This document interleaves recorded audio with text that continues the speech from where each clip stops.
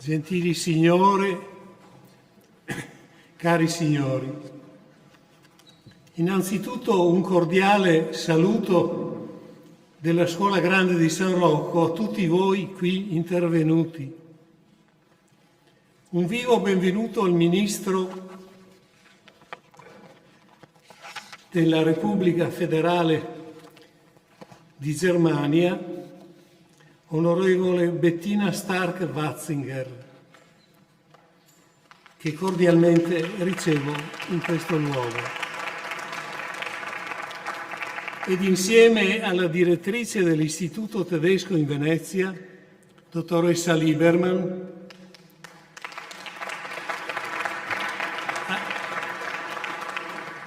all'Università Ca' Foscari, che ha partecipato all'organizzazione, e a tutti quanti gli intervenuti che cumulativamente ricevo in questo luogo. Il particolare omaggio rivolto al centro germanico, che compie oggi 50 anni della sua attività, è particolarmente gradito a noi. La storia, infatti, ci insegna, è bene ricordarlo, che il rapporto tra la cultura del Nord e quella del Mediterraneo è costitutiva, è al fondamento della identità europea. Ci ricorda anche che Venezia è posta sulla linea di confine tra queste due grandi aree, tra queste due entità, e che essa ha sempre contribuito alla integrazione tra i diversi popoli, del nord, del sud, dell'est e dell'ovest.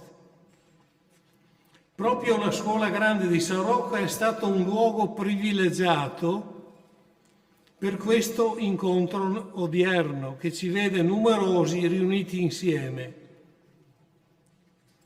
Di recente due famosi pittori della Germania, Gerhard Richter e Anselm Kiefer, hanno frequentato queste sale, addirittura questa sala in particolare. Io li ho incontrati spesso qui ad ammirare Tintoretto, per trarre ispirazione per le loro creazioni artistiche. Il primo, Richter, prendendo spunto dall'Annunciazione di Tiziano, che tutti sapete essere al pianerottolo dello Scalone, un quadro molto famoso, il quale Richter ha dipinto 5 quadri, 5 tele, in sequenza, dal linguaggio figurativo al linguaggio astratto, esposti insieme a Rien di Basilea, Basel, e ora purtroppo, io li ho visti tutti insieme qualche anno fa, ora purtroppo dispersi in varie collezioni europee ed americane perché sono stati venduti. Capolavori, vi assicuro, di una grande poesia e suggestione. In questi giorni, proprio in questi giorni in cui viviamo, al Palazzo Ducale di Venezia è esposta una grandissima installazione di Anselm Kiefer di circa 800 metri quadri, una misura assolutamente fuori del normale, ispirata ai quadri di Tintoretto, proprio questi, che stanno sulle pareti di questa sala. La notte del Getsemani, prima di tutto, quello lì. La strage degli innocenti, che è al piano sotto, e la vertiginosa resurrezione, un quadro che Kiefer ama particolarmente. Lo ha dichiarato lo stesso artista, questa simpatia per Tintoretto, in una intervista recente e anche sul catalogo della mostra. È stata per lui un'esperienza avvolgente, un'immersione impressionante nell'ambito di questa scatola di pitture che è questa sala, ma è anche quella che ha creato Kiefer a Palazzo Ducale.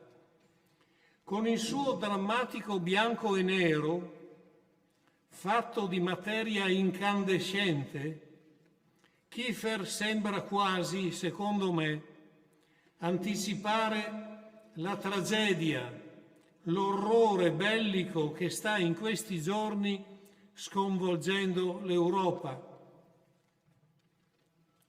Noi tutti siamo dunque riconoscenti a questo centro tedesco che oggi festeggiamo, il quale opera a Venezia con impegno di sviluppare la comune cultura e la qualità delle manifestazioni che esso organizza. Bravi davvero.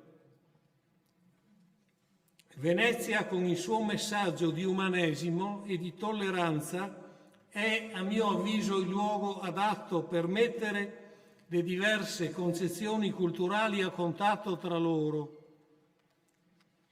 in modo che possano riconoscersi e integrarsi, non combattersi.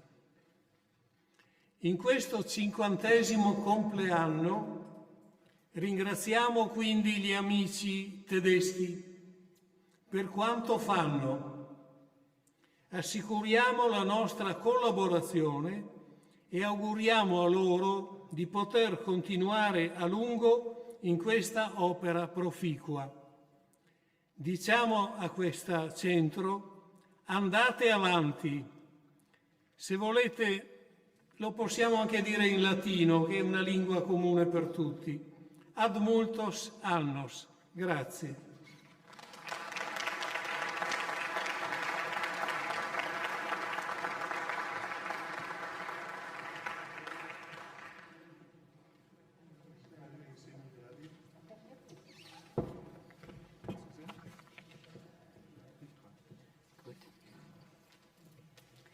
Sehr geehrte Frau Bundesministerin, Exzellenzen, meine Damen und Herren, liebe Freundinnen und Freunde des Deutschen Studienzentrums in Venedig, onorevole Ministra Federale, Eccellenze, Signore e Signori, amiche e amici del Centro Tedesco di Studi Veneziani. Sehr herzlich heiße ich Sie zur Feier des 50-jährigen Bestehens unseres Instituts willkommen.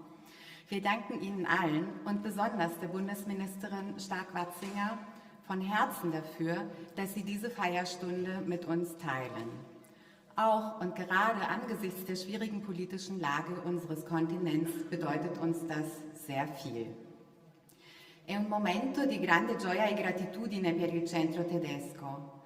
Gioia per un mezzo secolo di presenza qui, nel cuore della più bella città del mondo, un mezzo secolo di lavoro inter- e transculturale, scientifico e artistico che abbiamo potuto svolgere, e gratitudine verso tutti coloro che hanno reso possibile questo impegno nel passato e lo rendono possibile nei giorni presenti. Oggi un ringraziamento speciale è dovuto alla Scuola Grande di San Rocco e all'architetto Posocco per la generosa ospitalità che ci permette di stare qui insieme in questa davvero magnifica sala. Ponti, Brücken sind auch in diesem für das Studienzentrum so wichtigen Jahr das Thema, das wir mit unserem Wissenschafts- und Kunstprogramm entfalten möchten. Wenn wir die Vorstellung der Brücke dabei insbesondere mit dem Begriff der Kommunikation verbinden, zielt das auf keine einseitigen Verherrlichungen.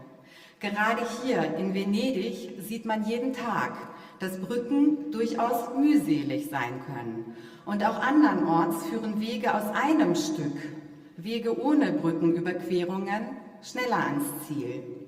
Im übertragenen Sinn gilt das, wie wir alle wissen, auch für die Kommunikation, die in der Regel bequemer ist, wenn sie homogen verläuft, keine Bögen beschreibt, Auf- und Abstiege mit sich bringt oder gar Getrenntes verbinden muss.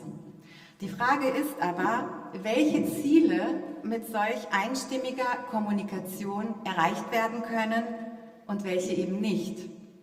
In den Kulturen, den Wissenschaften und Künsten ist es immer wieder die Mehrstimmigkeit, die zu neuen Einsichten führt. Eine Mehrstimmigkeit, die Erkenntnisse und Fortschritte mit sich bringt, wenn sie eine bestimmte Gestalt hat, die in Brücken gut anschaulich wird. Wenn die Sprechenden, ganz wie die Ufer, die für sich bestehen und durch eine Brücke verbunden werden, ihre individuellen Wünsche und Interessen wahren können und dabei doch immer auf die jeweils anderen bezogen sind. Wenn also die eigenen Standpunkte zu denen der jeweils anderen in ein Verhältnis gesetzt und währenddessen noch nicht Gewusstes oder Gesehenes entdeckt werden kann, wie es wiederum die Brücke vormacht, von der aus neue Perspektiven möglich sind, unter anderem auf die Ufer bzw. den jeweiligen Ausgangspunkt. Mit diesem recht einfachen Bild lässt sich ein wichtiges Moment inter- und transkultureller Arbeit im Allgemeinen und inter- und transdisziplinärer wissenschaftlicher und künstlerischer Bemühungen im Besonderen beschreiben.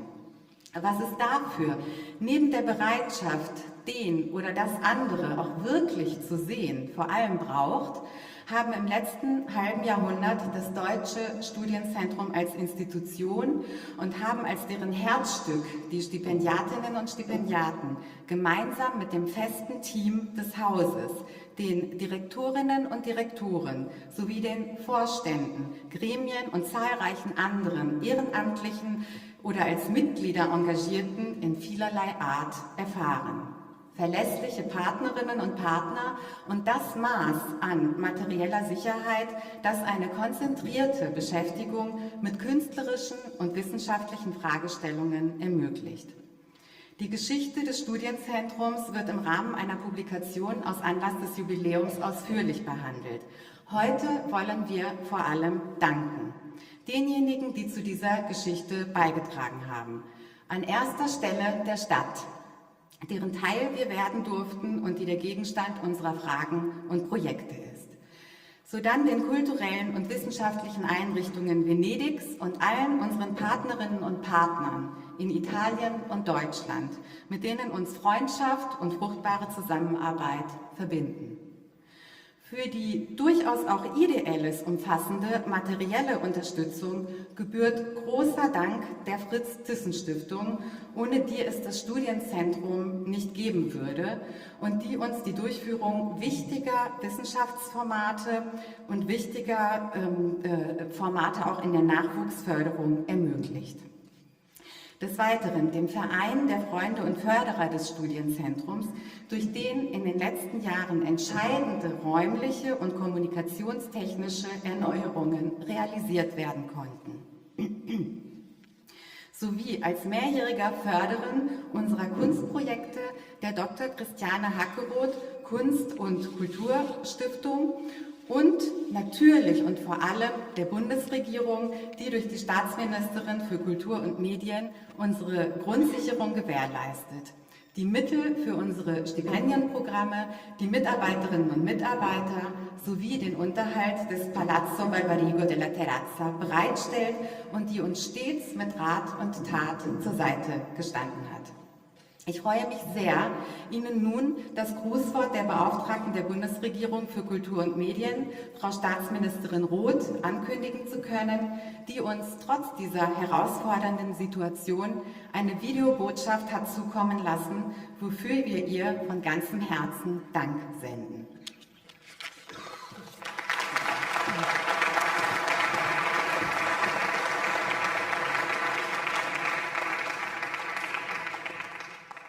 Liebe Vertreterinnen und Vertreter der Stadt Venedig und seiner reichen Kultur- und Wissenschaftsszene, buongiorno, cari amici.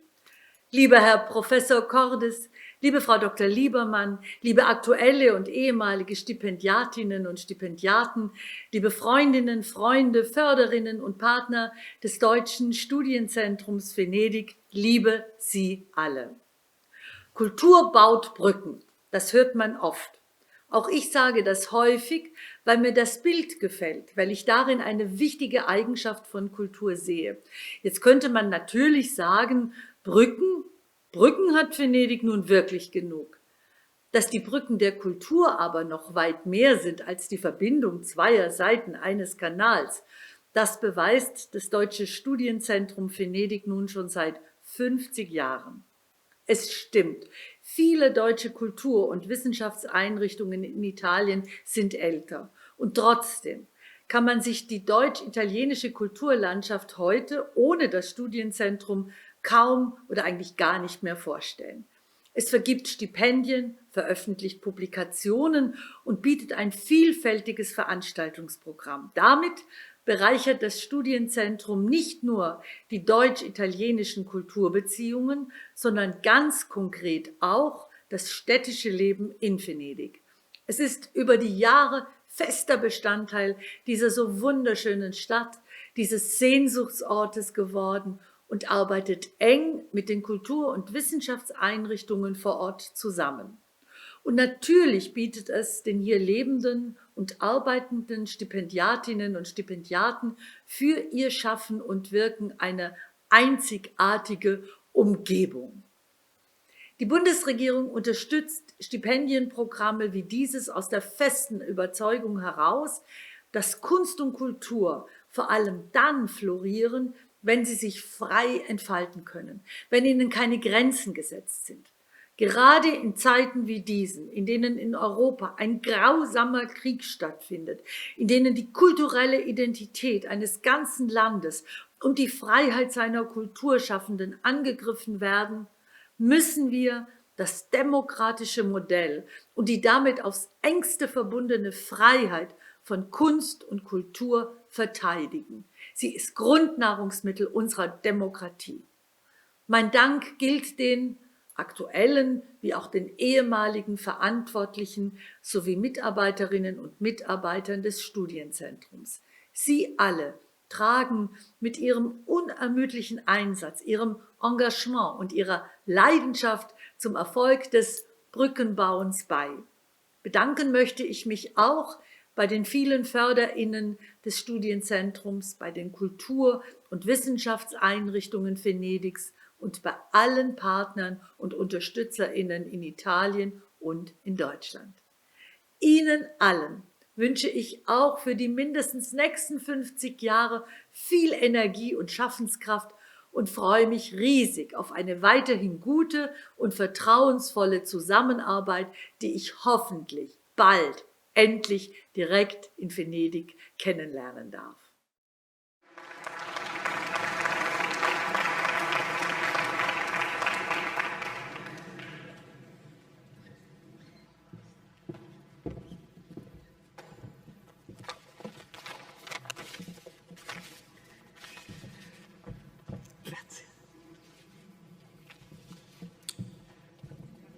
Signora Ministra Stark, Signora Console Generale della Repubblica Federale Tedesca Young, Signor Console Onorario a Venezia Paola Nardini, caro Guardian Grande, Direttrice Lieberman, signore e signori, buonasera a tutti. Porto i saluti e sono molto onorata di essere qui questa sera del signor Sindaco Luigi Brugnaro. Riflettevo, conosco poche parole di tedesco, però mentre quelli che mi hanno preceduto parlavano, riflettevo. Allora io avrei due parole e due concetti su cui ragionare questa sera. Uno potrebbe essere il titolo di un film, una storia che continua, perché i rapporti fra la città di Venezia e il mondo tedesco sono quasi millenari per alcuni versi. Questa città è stata luogo di scambi commerciali, scambi scientifici, scambi culturali. È una città in cui sono state pubblicate le tesi di Martin Lutero. È una città in cui nel XIII-XIV secolo spesso venivano a formarsi i futuri governanti, i nobili tedeschi, perché è una città che è stata sempre anche di scambi diplomatici. Andiamo avanti in questo film e vediamo 50 anni fa è come se ci fosse stato un periodo, diciamo, un nuovo Chuck, ecco, diciamola così. 50 anni fa, cosa che festeggiamo oggi, torna a Venezia e per una bellissima intuizione dell'allora ministro Roth, il Centro Tedesco di Studi Veneziani. Allora, io da studiosa di storia mi ricordo l'Archivio di Stato dove ho studiato e ho fatto la mia tesi di laurea, mi ricordo una presenza sempre numerosa, ma chiaramente non riuscivo a capire delle cose, ma non riuscivo a capire il complesso. Il complesso è un lavoro che dura da 50 anni, che è un'attività propria, dei progetti di ricerca, delle borse di studio, delle pubblicazioni, una biblioteca che è di riferimento nella città. E quindi è una storia che continua dal passato al presente. Io come amministrazione, come rappresentante del Comune di Venezia, posso dire, oltre a questo lavoro proprio, che c'è una presenza attiva in città, c'è una presenza che ci accompagna sempre e conosco un'altra parola in tedesco che è Brücke, sono ponti, che ci accompagna sempre, c'è sempre questo ponte si attraversa da un punto all'altro e c'è in ogni manifestazione che la città svolge. Conosco la presenza e l'applicazione per quanto riguarda il giorno della memoria, per quanto riguarda gli avvenimenti in città. Il centro tedesco, e questo lo posso garantire da amministratore comunale, in tutti gli eventi culturali cittadini è sempre presente, è sempre attivo e lavora. Quindi, per quanto riguarda questo, la messa a terra del rapporto fra centro tedesco e la città di Venezia c'è nella sua pienezza. Ecco, questo ponte con la città di Venezia esiste. Posso dire, mi permetto dopo 7 anni di mandato, di dire che esiste anche con le altre istituzioni culturali cittadine, con le università, e credo che questa sia la più bella testimonianza di 50 anni di storia in comune. E chiudo il mio intervento citando un'altra parola tedesca che conosco, è una storia che continua insieme. Susanne, grazie.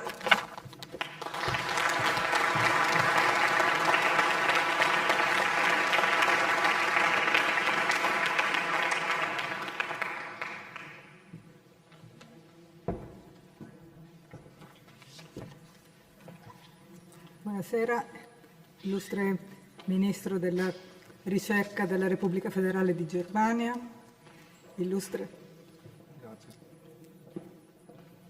Assessore all'Università Paola Mar, autorità presenti. Non sono Tiziana Lippiello, sono la prorettrice della terza missione. La nostra rettrice purtroppo oggi non può essere con noi, ma ha pregato me di portare i saluti dell'Università Ca' Foscari a questa importante iniziativa di oggi pomeriggio.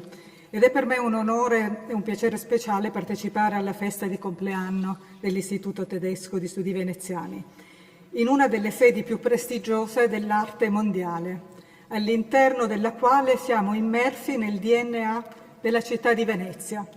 dove la pittura, la scultura, l'architettura, la scienza e il gusto del bello contribuiscono a farci sentire parte di un tempo che va ben al di fuori dei nostri confini biologici.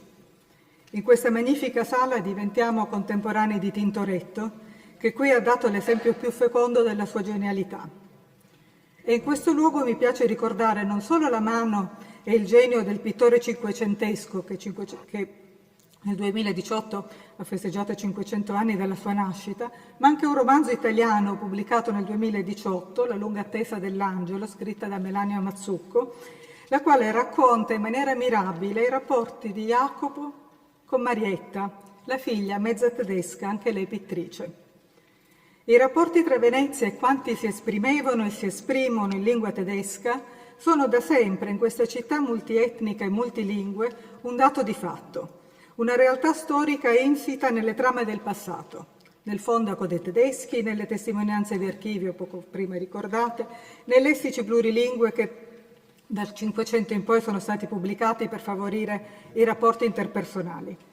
Le testimonianze di viaggiatori e mercanti, nonché la concreta presenza di residenti di lingua tedesca, rendono questa città un luogo speciale all'interno della quale lo studio della lingua e della cultura tedesca sono strettamente connesse con la natura stessa del luogo. Parlare di Goethe, Platen, Rilke, anche Wagner e sicuramente Thomas Mann a Venezia, con gli studenti cafoscarini di lingua e letteratura tedesca, ha sicuramente un altro sapore e diventa un altro sapere. Siamo sicuri che nei prossimi 50 anni i rapporti tra la nostra istituzione e l'Istituto Tedesco di Studi Veneziani saranno rinsaldati da ponti e contatti sempre più solidi. Sono sicura che condivideremo la responsabilità civile di rendere questa città concreta testimonianza della cultura che unisce e che faremo di tutto perché Venezia sia sempre di più il luogo in cui la storia, il patrimonio culturale e artistico costituiscono il punto di partenza per formare i cittadini di oggi e di domani, capaci di leggere il presente e di programmare il futuro. Di programmare il futuro perché consapevoli dell'importanza, della fragilità e della bellezza di posti come questo nel quale ci troviamo oggi. Grazie ancora per questa opportunità.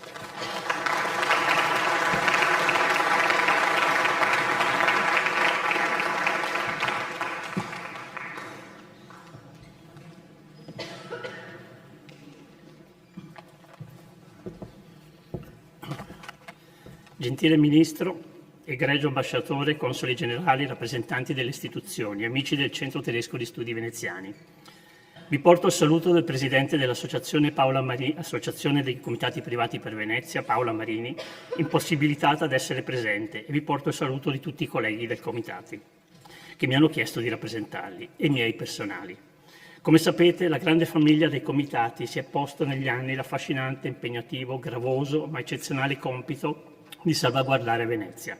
Nel corso degli anni, fin dalla sua fondazione, all'indomani della tragica acqua alta del 66, con l'evoluzione che ha sempre contraddistinto il nostro lavoro, 27 organismi internazionali hanno lavorato fianco a fianco per questa città. Di più, nel corso del tempo hanno ampliato il loro lavoro con attività non solo di tutela artistica e architettonica, ma anche dal punto di vista culturale e sociale, impegnandosi non solo nella custodia o difesa dei beni culturali, ma anche di quello di un'ampia socialità. Prendendo spunto da un prossimo appuntamento proprio del Centro Tedesco, possiamo dire con orgoglio che i Comitati Privati per Venezia sono e rimangono un ponte tra passato e presente e puntano, come tutti noi, ad un futuro di serenità, di prosperità e di impegno comune e collettivo, anche di più oggi, visto quanto sta accadendo in Europa in queste settimane. Sono numerose le iniziative che ci vedono lavorare insieme per la tutela della città, del suo patrimonio storico, artistico e umano, nella convinzione di condividere un percorso comune. In questi 50 anni il centro si è caratterizzato come luogo di incontro, di dibattito, di colloquio tra il mondo tedesco e quello italiano e veneziano in particolare. Il Centro Tedesco è un luogo di scambio, di studio, di indagine, di arricchimento per tutti. Uno dei luoghi che rendono questa città internazionale aperta al dialogo con il mondo, come lo è sempre stata. E questo è il significato più profondo del compito dei Comitati Privati. Consentitemi infine un'ultima riflessione. Sono qui anche come vicepresidente della comunità ebraica di Venezia e vi porto i saluti del presidente Dario Calimani. E ciò assume un significato ancora più profondo. E proprio facendo memoria, da anni, e lo voglio ricordare, insieme al Centro Tedesco di Studi Veneziani abbiamo avviato un percorso virtuoso di collaborazione, di amicizia e di sintonia su alcuni temi delicati, intimi, essenziali, che ci hanno portato a lavorare insieme fin dal 2014 per la posa delle pietre d'inciampo in ricordo dei deportati razziali, dei militari italiani e dei perseguitati politici, nell'organizzazione di incontri, dibattiti, concerti sui temi più svariati legati ai 500 anni del ghetto, alla Shoah e agli intrecci dei rapporti tra mondo ebraico e lingua tedesca. Quindi, cari amici del Centro Tedesco di Studi Veneziani, auguro un buon compleanno. Come diciamo con una bellissima formula ebraica, Shalom e a 120 anni, come dice un versetto della Genesi. Grazie a tutti.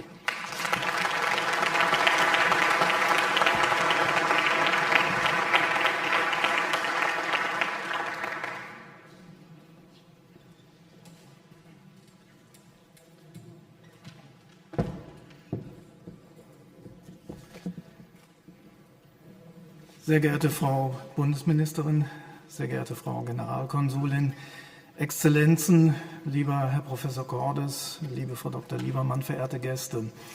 Ich freue mich sehr, dass nun auch ich Sie hier im Rahmen dieser Festveranstaltung kurz begrüßen darf. 50 Jahre Deutsches Studienzentrum Venedig.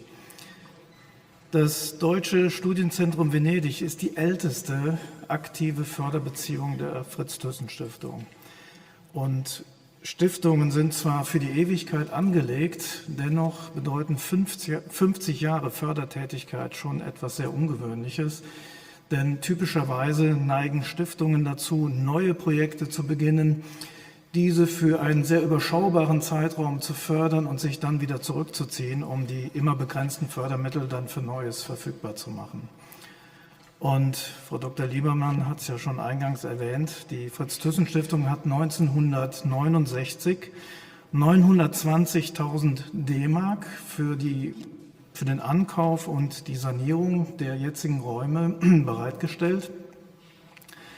920.000 D-Mark 1969 würden heute etwa einer Kaufkraft von rund 1,8 Millionen Euro entsprechen, was immerhin etwa 10% unseres Jahreshaushalts wären.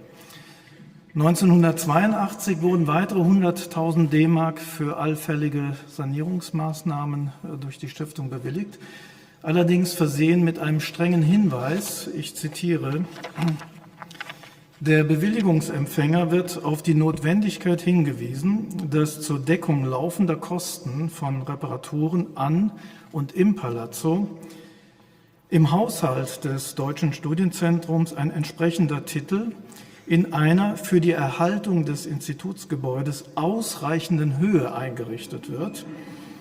Die Stiftung ist nicht in der Lage, weitere Mittel zur Erhaltung des Deutschen Studienzentrums in Venedig bereitzustellen. Das bedeutete aber keineswegs den Abbruch der Förderbeziehung. Die Stiftung hat vielmehr über die Jahrzehnte sehr viele wissenschaftliche Tagungen und die daraus hervorgegangenen Publikationen unterstützt. Insbesondere finanzieren wir bisher jedenfalls, Frau Dr. Liebermann, die jährlichen Studienkurse des Centro, aus welchem ja dann sehr häufig auch die zukünftigen Stipendiaten des Zentrums hervorgehen. Und seit 2008 finanzieren wir auch sehr gerne ein Postdoc-Stipendium des Zentrums. Das Deutsche Studienzentrum in Venedig ist ein, wie ich finde, fantastischer Ort des kulturellen und wissenschaftlichen Austausches zwischen Deutschland und Italien. Und ich wünsche dem Zentrum weiterhin viel Erfolg bei dieser so wichtigen und wertvollen Tätigkeit. Wie Frau Staatsministerin Roth es eben schon sagte, für mindestens weitere 50 Jahre, sofern denn der Hochwasserschutz Venedigs hält. Vielen Dank.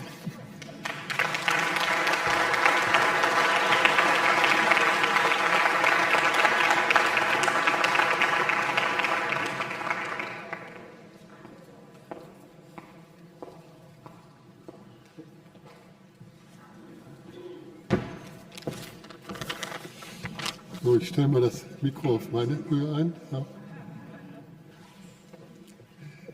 Sehr geehrte Frau Bundesministerin, Exzellenzen, liebe Freundinnen und Freunde des Centro, meine sehr geehrten Damen und Herren.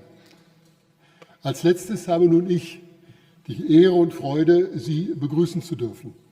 Ich tue dies in meiner Eigenschaft als Vorsitzender des Vereins Deutsches Vereinsrecht, Deutsches Studienzentrum in Venedig e.V., zugleich im Namen meiner Stellvertreterin Frau Prof. Dr. Barbara Kuhn. Im August letzten Jahres sind wir in den Vorstand des Centro gewählt worden und dass der Verein eine Italianistin und einen Rechtshistoriker mit der Wahrnehmung seiner Geschäfte beauftragt hat, ist ein Symbol für einen zentralen Aspekt unserer Arbeit, den ich betonen möchte. Auf den bereits jetzt schon oft genannten Brücken, die für Venedigs Straßenbild ebenso wie für das Ziel unserer Arbeit stehen, begegnet man sich. Ponti e incontri. Man verlässt den sicheren Grund des eigenen Landes, des eigenen Fachs, des eigenen Standpunkts und bricht zu anderen Ufern auf. Und auf dem Weg dorthin begegnet man dem Unbekannten. Auf neue Sachen zu treffen und neuen Personen zu begegnen, verändert die Reisenden und mit einem erweiterten Horizont kehren sie zu ihrem Ausgangspunkt zurück. Was sind das für Begegnungen in unserem Studienzentrum? Ich sehe hauptsächlich zwei Ebenen. Zunächst geht es um beide Seiten bereichernde Begegnungen zwischen den Fächern, also den einzelnen Disziplinen. Das ist die Interdisziplinarität, die vielberufene, oder auch um die Transdisziplinarität auf die Erforschung von Gegenständen über die Fächergrenzen hinweg, über die gleich unser Festredner Professor Dr. Wolfgang Welsch reflektiert. Diese Formen von Begegnungen sind unserem Institut nicht unbedingt in die Wiege gelegt. In den Anfängen gab es durchaus Stimmen, die für ein rein kunsthistorisches Forschungszentrum votiert haben. Die zweite Ebene ist noch fundamentaler. Es ist die Begegnung zwischen Wissenschaft und Kunst. Auch sie war zunächst durchaus nicht von allen gewünscht, ist aber heute zu unserem ganz besonderen Markenzeichen oder modisch gesagt Alleinstellungsmerkmal geworden. Dass junge Wissenschaftlerinnen und Wissenschaftler mit Künstlerinnen und Künstlern unter einem Dach zusammenleben und zusammenarbeiten, ist eine besondere, vielleicht einmalige Chance. Denn jeden Gegenstand kann man nicht nur durch die eigene Brille sehen, sondern es sind auch ganz andere Zugriffe möglich. Rationale oder emotionale, objektive oder subjektive Zugriffe.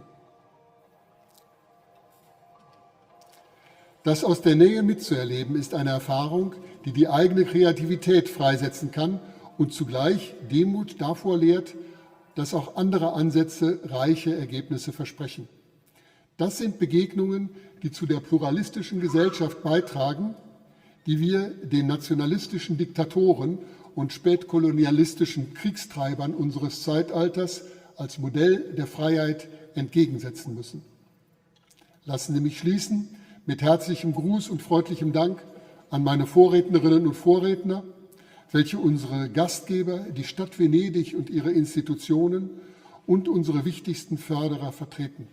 Zu diesem Kreis von großzügigen Unterstützern unserer Arbeit gehört auch der Verein der Freunde des Centro, hier heute repräsentiert von seinem langjährigen Vorsitzenden, Herrn Dr. Stefan Schrammel.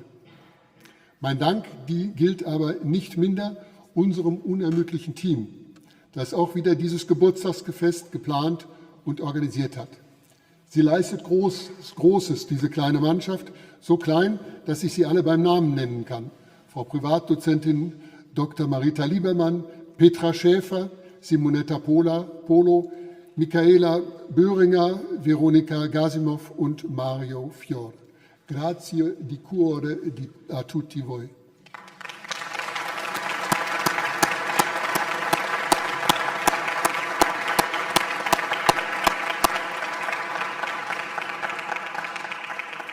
Meine Damen und Herren, es ist mir eine Freude, nun den nächsten Programmpunkt anzukündigen.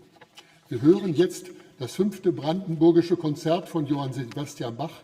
Es spielt das Orchester der Università Ca' Foscari unter der Leitung von Vincenzo Piani.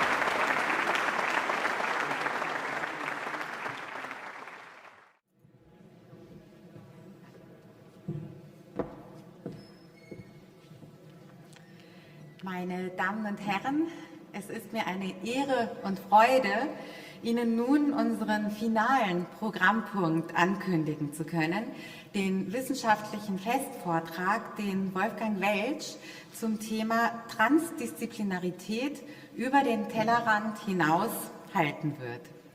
Die Förderung verschiedener Wissenschaften und Künste am Deutschen Studienzentrum in Venedig umfasst, wie Herrn Professor Cordes beschrieben hat, ein mehrschichtiges Ziel: den einzelnen Fachwissenschaften den Rahmen für Erkenntnisgewinne zu bieten und dabei auch die Option inter- und transdisziplinären Austauschs zu entfalten. Es geht mithin um ein Miteinander von Disziplinarität, Interdisziplinarität und Transdisziplinarität, um zu reflektieren, warum gerade auch die zuletzt genannte, und zwar ganz unabhängig von Moden oder Trends, unverzichtbar ist, haben wir mit Professor Welsch, wenn ich das sagen darf, die ideale Person gewinnen können. Der in Berlin lebende Philosoph hat an verschiedenen Universitäten in Deutschland und den USA gelehrt, in Bamberg, Magdeburg, Jena, Erlangen, sowohl an der Freien als auch an der Humboldt-Universität in Berlin, in Stanford, Kalifornien und an der Emory University in Georgia. Im Rahmen seiner Beschäftigung mit kulturphilosophischen Fragen, die einen seiner Forschungsschwerpunkte bilden, hat er seit den 1990er Jahren einen Kulturbegriff entwickelt, mit dem er sein Konzept von Transkulturalität begründete, eben jenes Phänomens, das heute in aller Munde ist.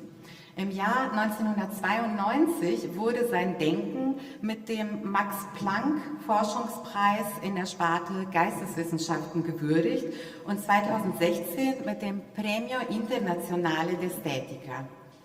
Aus seiner ebenso vielfältigen wie umfänglichen Veröffentlichungsliste möchte ich nur die jüngst erschienenen Buchpublikationen herausheben.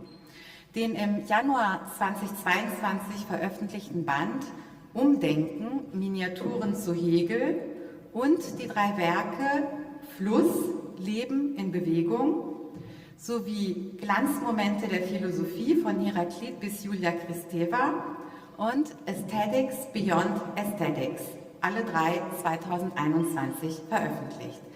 Lieber Herr Welsch, wir danken Ihnen vielmals, dass Sie die Einladung, heute hier zu sprechen, angenommen haben und freuen uns sehr auf Ihren Vortrag.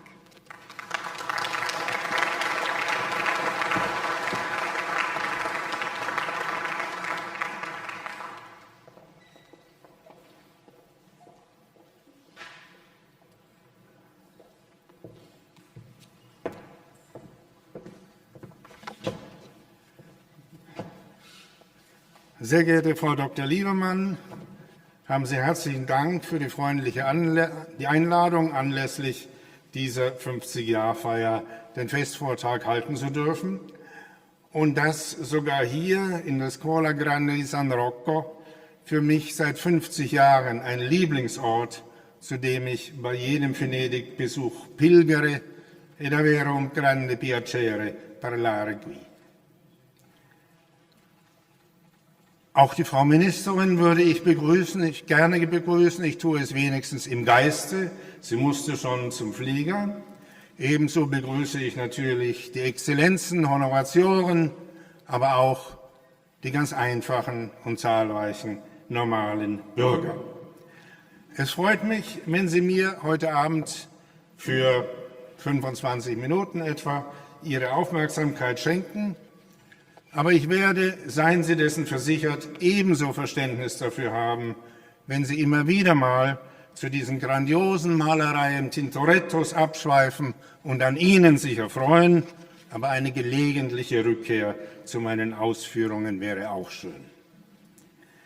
Als Sie das Titelwort meines Vortrages gelesen haben, Transdisziplinarität, dachten Sie vielleicht, ach ja, wieder so ein Konzept, das heutzutage im Trend liegt. Es ist ja unverkennbar, dass die Vorsilbe Trans seit etlichen Jahren Konjunktur, geradezu Hochkonjunktur hat. Seit der Jahrtausendwende spricht man nicht mehr von Kulturen, sondern von Transkulturalität. Frau Dr. Liebermann hat leider verraten, dass ich daran selber schuld bin. Und inzwischen tritt man auch nicht mehr für Humanismus ein, sondern plädiert für Transhumanismus. Oder die Gender-Debatte wurde in den letzten Jahren durch die Transgender-Thematik überlagert, Transsexuelle und Transpersonen überall. Trans trägt inzwischen sogar sportliche Blüten. Im Bayerischen Wald hat man eine Mountainbike-Route Trans-Bayerwald genannt und in Vorarlberg wurde ein Triathlon namens Trans-Vorarlberg kreiert. Ich will heute Abend für das Konzept der Transkulturalität werben. Es geht um die Frage, wie das Verhältnis verschiedener wissenschaftlicher Disziplinen zueinander zu bestimmen und zu praktizieren ist. Üblicherweise sagt man, wir bräuchten Interdisziplinarität. Die einzelnen Disziplinen sollen nicht strikt voneinander getrennt bleiben, sondern in Austausch und Kommunikation treten. Ich plädiere hingegen für Transkulturalität. Worin liegt der Unterschied? Interdisziplinarität ist eine Vorstellung, die im 20. Jahrhundert aufkam und darauf abzielt, dass die einzelnen akademischen Disziplinen, etwa Jurisprudenz, Philologie, Medizin, Kunstgeschichte, Philosophie, was immer, ihre Forschungsthemen, wo das nahe liegt, nicht in Abschottung gegeneinander verfolgen, sondern dies in Zusammenarbeit und Austausch miteinander tun. Und zwar einfach deshalb, weil viele dieser Themen offensichtlich der Sache nach durch Überschneidungen zwischen den Disziplinen bestimmt sind. Ich gebe einige Beispiele. Wenn hier in Venedig Albrecht Dürer 1506 für die Kirche der Deutschen Kaufmannsgilde ein Bild namens Rosenkranz festmalt und der Venezianer Doge ihm daraufhin ein Jahresgehalt von 200 Gulden anbietet, damit er auch künftig in Venedig tätig sein möge, so ist das nicht einfach ein Vorkommnis der Kunstgeschichte, sondern ebenso eines der politischen Geschichte, der ökonomischen Beziehungen und natürlich auch der religiösen Propaganda. Oder wenn der Humanist Lorenzo Valla 1440 aufdeckt, dass die konstantinische Schenkung, eine angeblich vom römischen Kaiser Konstantin I. zu Beginn des 4. nachchristlichen Jahrhunderts ausgestellte Urkunde, die dem Papst und seinen Nachfolgern für alle Zeit die Oberherrschaft über Rom, Italien und die gesamte Westhälfte des Römischen Reiches übertrug, dass diese Urkunde in Wahrheit eine Fälschung war, so ist dies wiederum nicht nur ein philologisches Ereignis, sondern ebenso eines der Rechtsgeschichte wie der religiösen und politischen Geschichte. Die Päpste hatten ja in den Auseinandersetzungen mit diversen Kaisern immer wieder auf diese Urkunde gepocht. Und wenn, ein drittes Beispiel, aus den in der hiesigen Bibliotheca Nazionale Marciana versammelten griechischen Manuskripten des Aristoteles in den Jahren 1495 bis 98 die erste Gesamtausgabe von Aristoteles Werken entstand, die berühmte Aldina, das Vorbild aller späteren Ausgaben. Und wenn dann im 19. und 20. Jahrhundert anhand derselben Manuskripte kritische Ausgaben durch deutsche und englische Gelehrte erstellt wurden, so spielen auch darin europageschichtliche und europapolitische, philologische und philosophische Aspekte auf vielfache Weise zusammen. Kurzum, Vorgänge dieser Art lassen sich gar nicht einfach in einzeldisziplinär verstehen und behandeln, sondern erfordern die Kooperation verschiedener wissenschaftlicher Disziplinen. Hier ist nicht einseitige, scheuklappenartige Disziplinarität, sondern über die Disziplinengrenzen hinausblickende Interdisziplinarität geboten. Das ist schlicht dadurch bedingt, dass die Sachverhalte selbst sich nicht an die akademisch üblich gewordenen Grenzen halten, sondern diese überschreiten. Die Gegenstände erfordern die Behandlung durch mehrere Disziplinen. Nur interdisziplinär lassen sie sich korrekt erfassen und darstellen. Soweit, so gut. Aber warum will ich noch einen Schritt weiter gehen und nicht bloß Interdisziplinarität, sondern Transdisziplinarität einfordern? Worin liegt der Unterschied beider? Im Konzept der Interdisziplinarität bleibt das Design der Disziplinen unangetastet. Die einzelnen Disziplinen gelten als selbstständige Größen, die separat nebeneinander stehen, ähnlich wie man von Kulturen gerne glaubt, sie seien autonome Gebilde, die allenfalls aneinander grenzen, einander aber nicht durchdringen. Nur bezüglich bestimmter gemeinsamer Fragestellungen sollen Vertreter der unterschiedlichen Disziplinen dann zusammenkommen und aus ihrer Perspektive einen Beitrag zum jeweiligen Thema liefern. Die Interdisziplinarität greift also, wie man sieht, das separatistische Design der Disziplinen nicht an, sondern mildert nur dessen Konsequenzen. Interdisziplinarität ist gegenüber der primären Disziplinarität etwas Nachträgliches, etwas Sekundäres.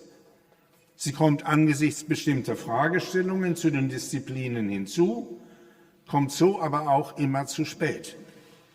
Die Vertreter der unterschiedlichen Fächer treffen sich, tauschen sich aus und gehen anschließend wieder an ihre disziplinär getrennten Plätze zurück, als wäre nichts gewesen. Es war auch nichts. Interdisziplinarität ist ähnlich folgenlos wie der interreligiöse Dialog.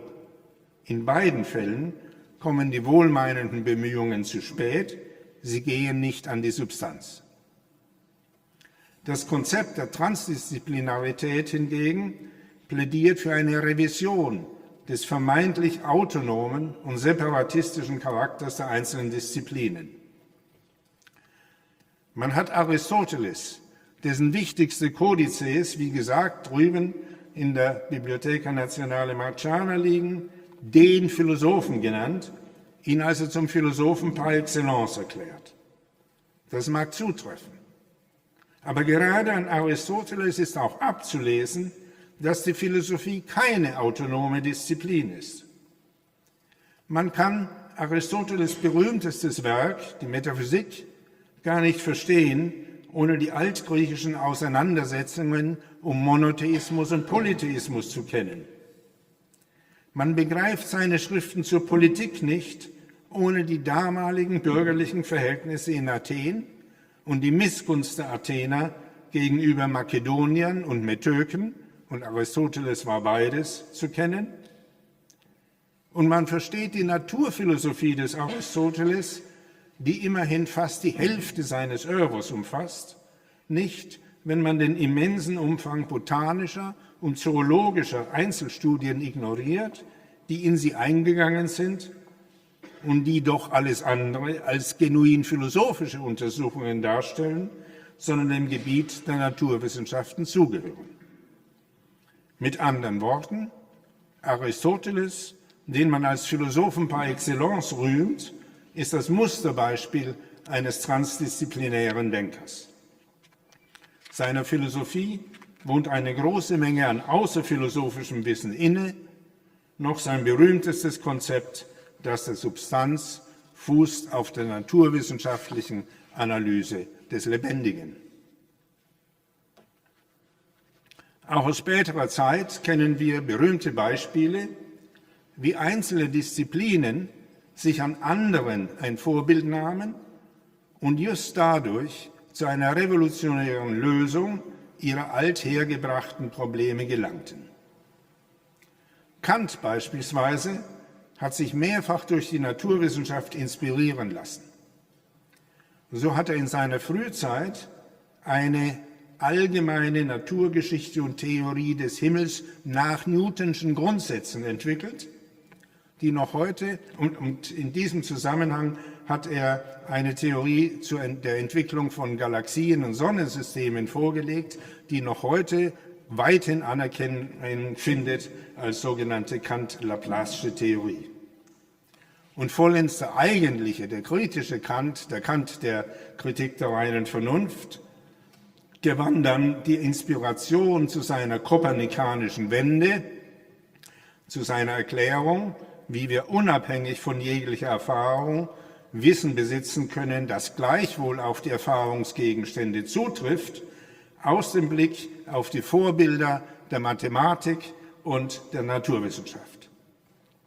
In der Antike hatte Thales erfasst, dass die Gesetzlichkeiten des gleichschenkligen Dreiecks nicht aus irgendwelchen empirischen Bestimmungen folgen. Man muss da nicht irgendwie zahllose Dreiecke nachmessen, um die Gesetzlichkeit zu finden, sondern die Bestimmungen ergeben sich allein aus dem Begriff des gleichschenkligen Dreiecks. Ähnlich haben dann im 17. Jahrhundert Galilei und Torricelli erkannt, dass unser Wissen wesentlich konstruktiv ist, dass also die Grundbestimmungen der Gegenstände durch die Grundformen unseres Geistes festgelegt werden. Beides führte Kant dann zu seiner revolutionären Erklärung der Möglichkeit erfahrungsunabhängigen Wissens, wonach eben nicht, wie man gemeinhin und gemeinhin bis heute glaubt, die Gegenstände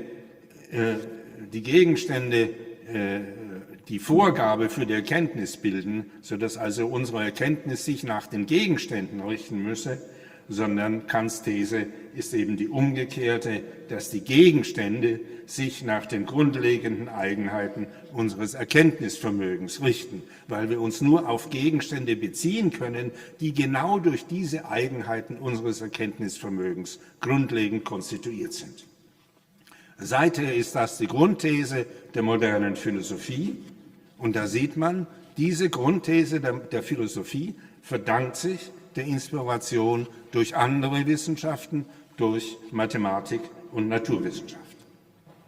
Und ein anderes berühmtes Beispiel: Darwin fand den fehlenden Baustein für seine Evolutionstheorie nicht etwa bei anderen Naturwissenschaftlern, sondern bei einem Ökonomen, bei Thomas Robert Malthus. Dieser hatte dargelegt, dass exponentielles Bevölkerungswachstum einerseits im Kontrast mit bloß linearen Steigungsmöglichkeiten der landwirtschaftlichen Produktivität andererseits unweigerlich zu Ressourcenknappheit führt. Und das brachte Darwin auf die Idee der natürlichen Auslese, also auf die Idee, die das Schlüsselelement seiner Evolutionstheorie bildet. Auch aus neuerer Zeit kennen wir viele Beispiele, wo ein Blick auf andere Disziplinen Revisionen ermöglicht hat, die den Kern der eigenen Disziplin betrafen. Niels Bohr ließ sich für sein Atommodell durch die Astronomie, den Umlauf der Planeten um die Sonne, inspirieren.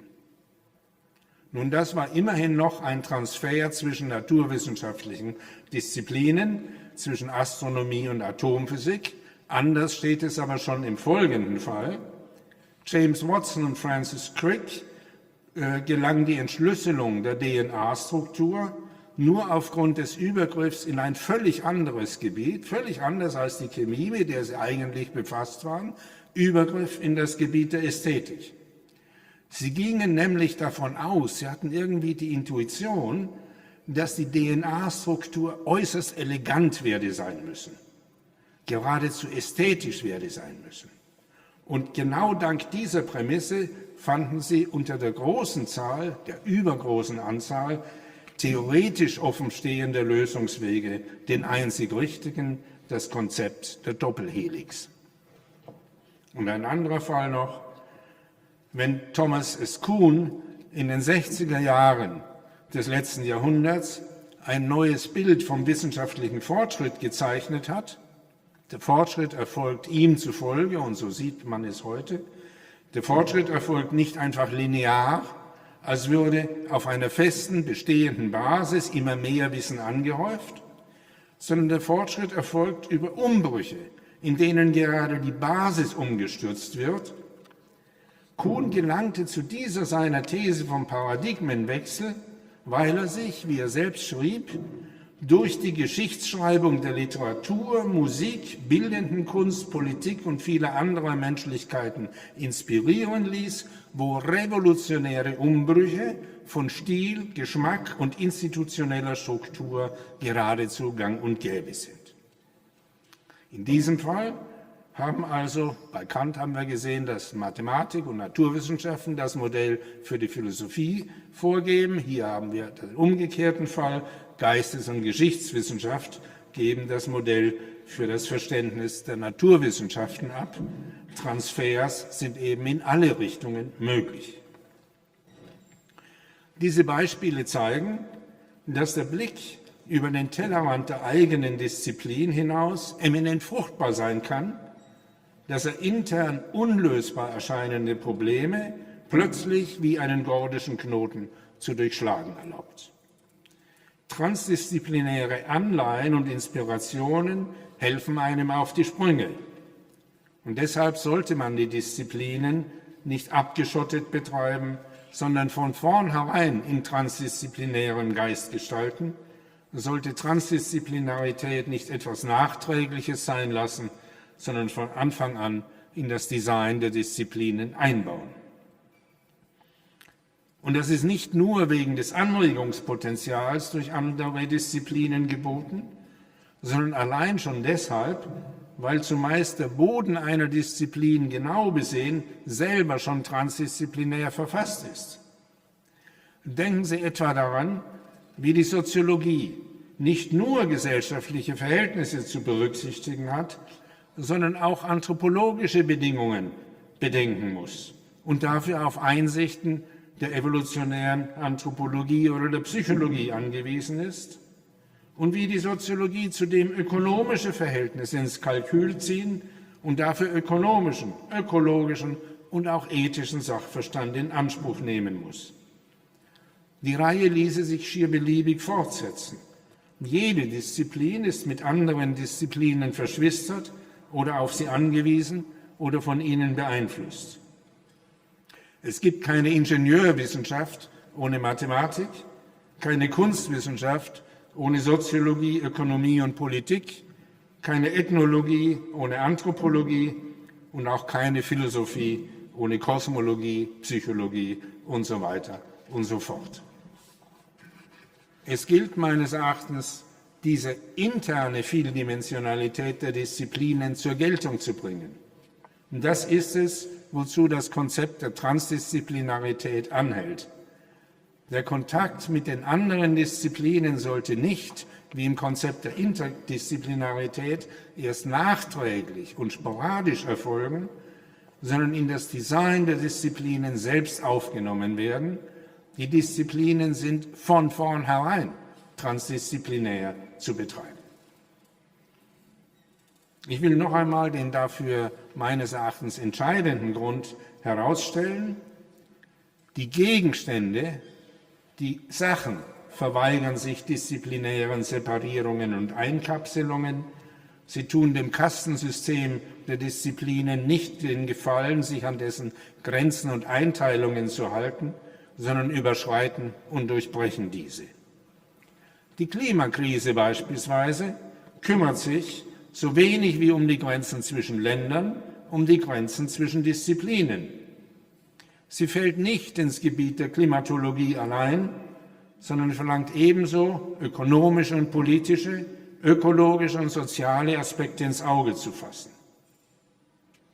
Oder die Zunahme des Homeoffice ist nicht nur eine ökonomische oder arbeitsrechtliche, sondern ebenso eine psychologische, soziale und familiäre Angelegenheit.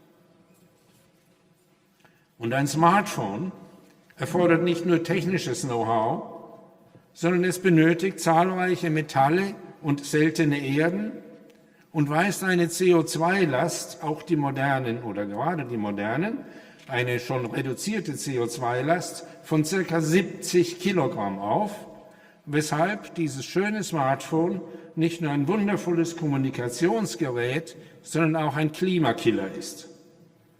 Seine Auswirkungen sind zudem nicht nur ökonomischer, sondern ebenso psychologischer und neuronaler Art. Denken Sie nur an Datenkraken, die uns überall verfolgen, an Online-Spielsucht, an digitale Demenz und vieles mehr. Deshalb kann man die Rede über Smartphones nicht einfach den Technikexperten überlassen, sondern muss Ökologen, Psychologen, Kommunikationswissenschaftler und Neurologen hinzunehmen. Im Grunde ist es so, dass alle Dinge in Verflechtungen stehen, Knotenpunkte darstellen, dass sie nicht Insel-, sondern Geflechtcharakter besitzen. Es ist diese nicht selbsthafte, sondern beziehungshafte Seinsart der Dinge, welche für ihr Verständnis Transdisziplinarität und nicht bloß Disziplinarität erfordert.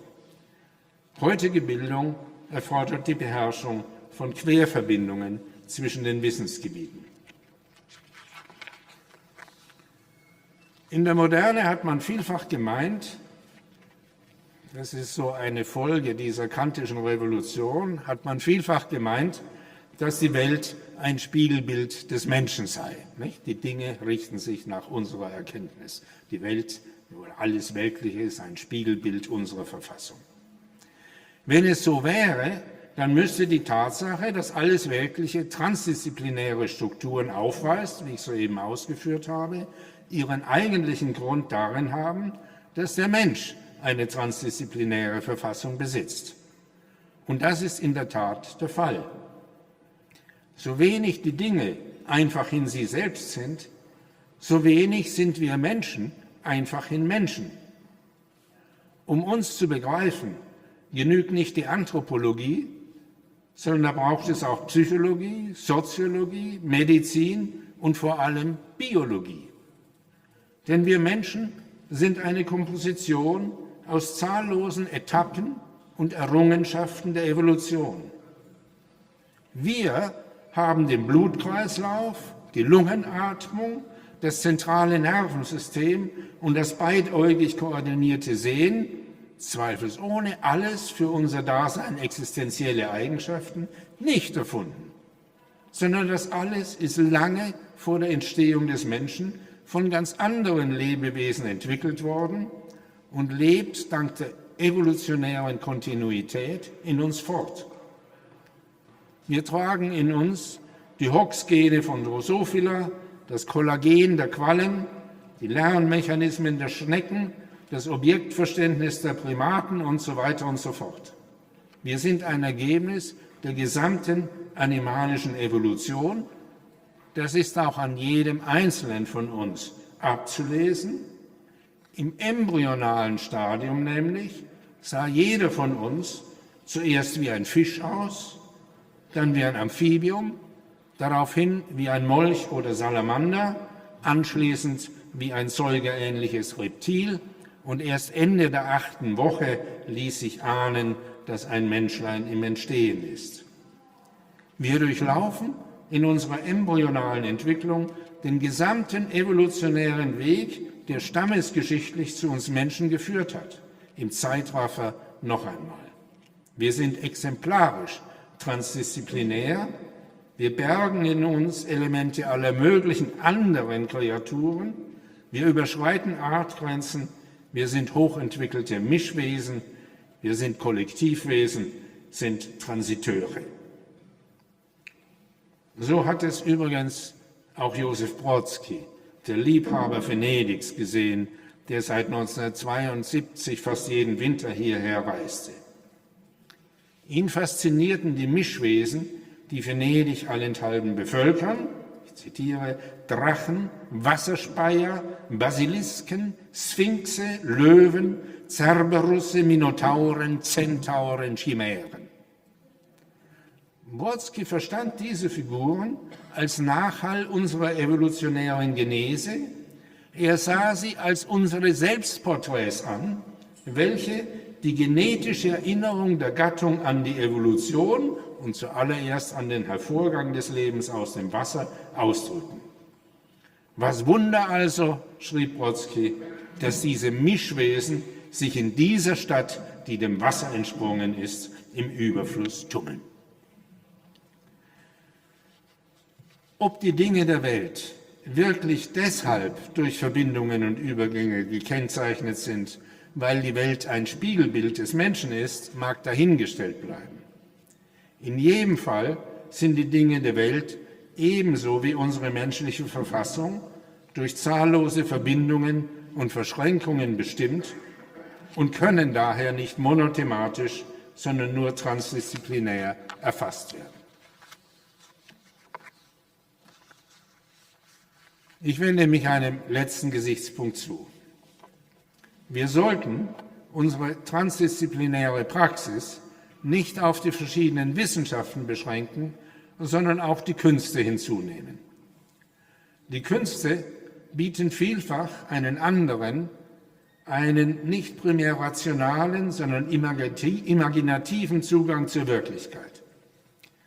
Oft schürfen sie tiefer als die Wissenschaft, sprechen auch unsere emotionalen Seiten an und scheinen manchmal sogar prophetische Kraft zu besitzen. Das gilt von der bildenden Kunst ebenso wie von der Musik oder der Poesie, dem Tanz oder dem Film. Und Wissenschaft und Kunst stehen einander keineswegs fremd gegenüber. Analogien, Anleihen, Inspirationen gibt es in beide Richtungen. Dass Wissenschaftler wie Crick oder Kuhn sich durch die Kunst inspirieren ließen, hatte ich zuvor schon erwähnt.